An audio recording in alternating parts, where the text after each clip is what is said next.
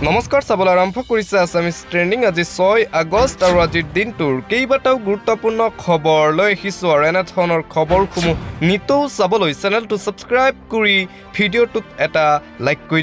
দিবলৈছোঁ আজিৰ দিনটোৰ প্ৰথমটো গুৰুত্বপূৰ্ণ খবৰ অব্যাহত আছে বাংলাদেশত ইটোৰ পিছত সিটো ভয়ংকৰ ঘটনা বাংলাদেশৰ শেহতীয়া খবৰ শেহতীয়া আপডেট বাংলাদেশৰ পৰা ৩৬টা বিগ আপডেট এই মুহূৰ্তত লৈ আহিছোঁ উত্তপ্ত বাংলাদেশক লৈ বিগ আপডেট আহি পৰিছে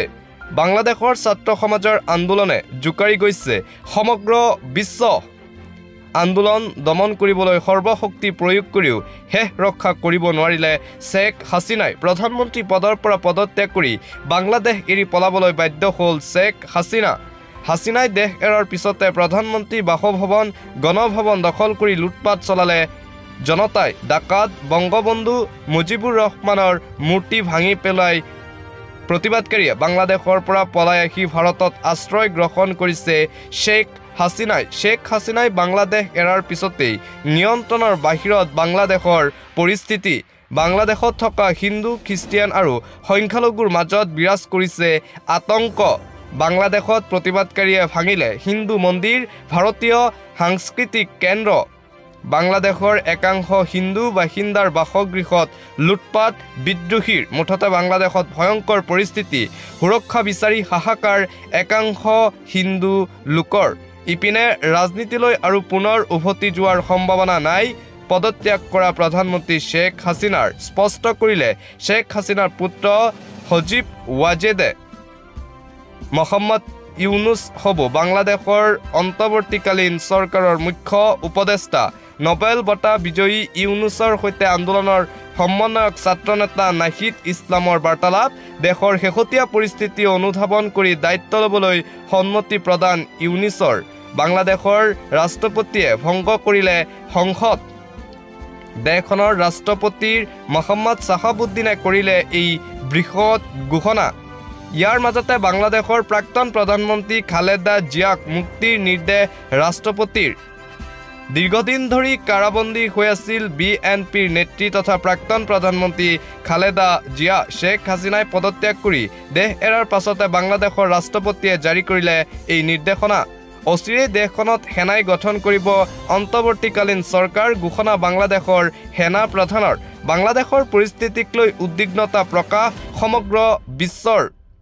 ৰাষ্ট্ৰসংঘৰ দ্বাৰা সমগ্ৰ বিষয় তদন্তৰ দাবী জনোৱা হৈছে বাংলাদেশৰ পৰিস্থিতিক লৈ এই দাবী ইপিনে বাংলাদেশৰ ভয়াৱহ পৰিস্থিতিক লৈ ভাৰতত সৰ্বদলীয় বৈঠক অনুষ্ঠিত হৈছে একত্ৰিত হ'ল সকলো ৰাজনৈতিক দল ভাৰতত একত্ৰিত হ'ল প্ৰধানমন্ত্ৰী নৰেন্দ্ৰ মোদী গৃহমন্ত্ৰী অমিত শ্বাহ বিজেপি সভাপতি জেপি নাড্ডা বিৰোধী দলৰ দলপতি ৰাহুল গান্ধী মল্লিকাৰ্জুন খাৰ্গে ভাৰত বাংলাদেশ সীমান্তত তীব্ৰ উত্তেজনা জাৰি কৰা হৈছে হাই এলাৰ্ট ভাৰত বাংলা সীমান্তত বিএছএফক সতৰ্ক কৰি দিয়া হৈছে ভাৰত চৰকাৰৰ ফালৰ পৰা মুঠতে বাংলাদেশত ক্ৰমান্বয়ে ভয়ংকৰ পৰিস্থিতিৰ সৃষ্টি হৈছে আশ্ৰয় বিচাৰি বহু সংখ্যালঘু বাংলাদেশী সীমান্তৰে ভাৰতলৈ অহাৰ সম্ভাৱনা অসমতো এক লৈ উদ্বিগ্নতা বৃদ্ধি পাইছে যথেষ্ট শেখ হাছিনাক ভাৰতত আশ্ৰয় দিয়া বিষয়টোক অগ্ৰাধিকাৰ দিয়া হৈছে কটকটীয়া কৰি তোলা হৈছে নিৰাপত্তা ব্যৱস্থা ভাৰততো অধিক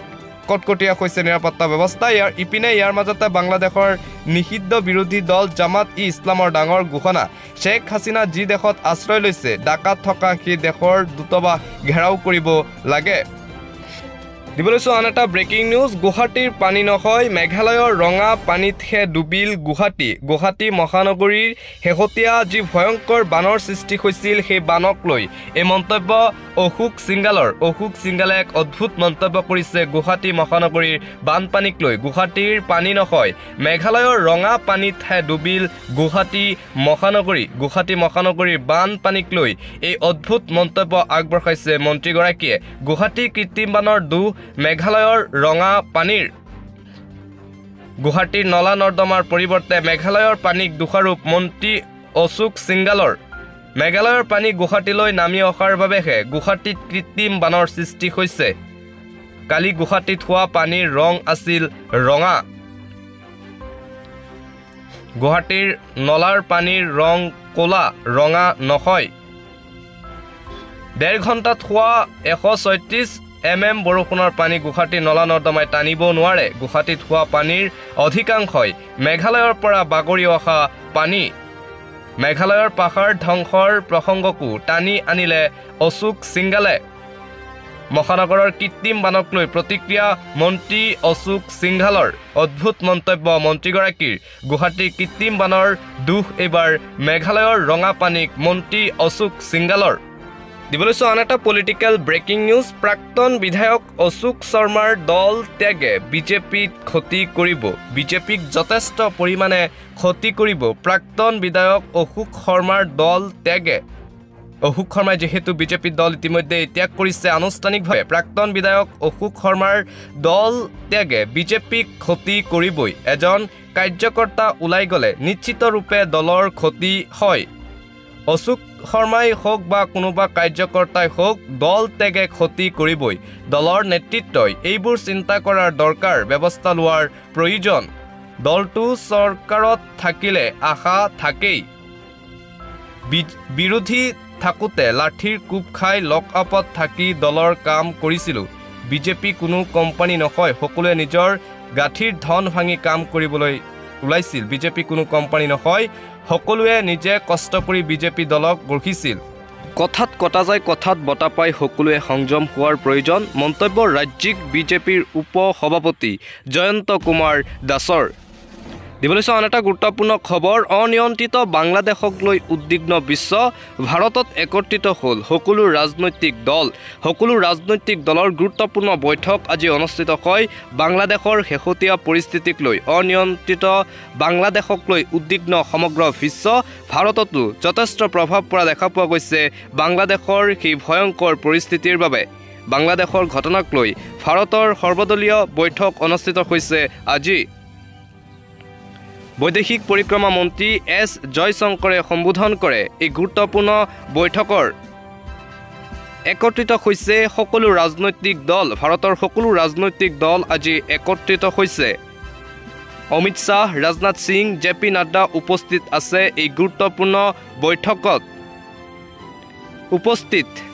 বিৰোধী দলৰ দলপতি ৰাহুল গান্ধী আৰু মল্লিকাৰ্জুন খৰ্গে শেখ হাছিনাৰ আশ্ৰয়ৰ বিষয়টোক অগ্ৰাধিকাৰ দিয়া হৈছে আজিৰ এই বৈঠকত ভাৰত বাংলাদেশ সীমান্তত তীব্ৰ উত্তেজনা বিৰাজ কৰিছে কটকটীয়া নিৰাপত্তা বেষ্টনী বৃদ্ধি কৰা হৈছে নিৰাপত্তা ভাৰত বাংলাদেশ সীমান্তত বাংলাদেশৰ পৰিস্থিতিক লৈ উদ্বিগ্নতা প্ৰকাশ কৰিছে ব্ৰিটেনে